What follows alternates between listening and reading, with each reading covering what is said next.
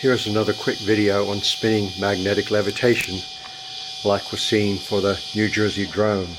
We have two sets of wire coils, a triangle here and a triangle there.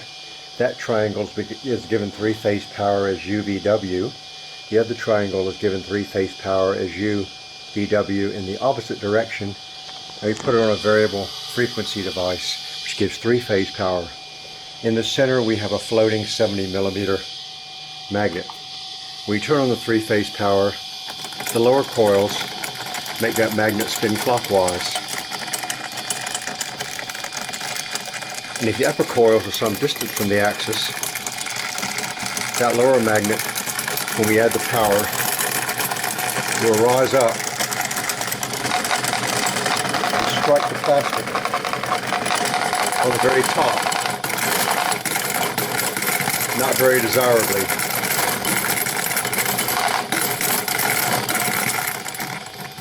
On the other hand, if we have these three contra-rotating coils put closer into the center to give a stronger magnetic field, then when we spin the magnet with the lower coils clockwise,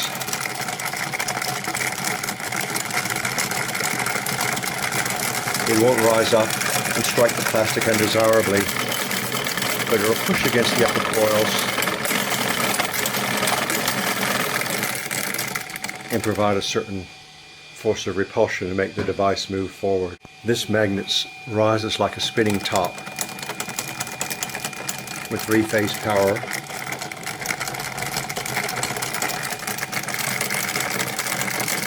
And we have to harness the energy of that rising motion and not have it all go wasted. And that's what these upper coils are meant for. Now concerning the spinning magnet at the center, I've used a solid 70mm magnet here just for simplicity, but we really want a spinning magnetic flywheel. I'm not sure exactly how many magnets to put on. I put 3, it doesn't work. I think we need 4 or 8, consistent with previous theories. And these were the eyes, or a wheel, which Ezekiel saw in the desert 2,500 years ago near Babylon. All makes perfect sense now, doesn't it? We'll do some more research on this device after the new year. Thank you to the stars.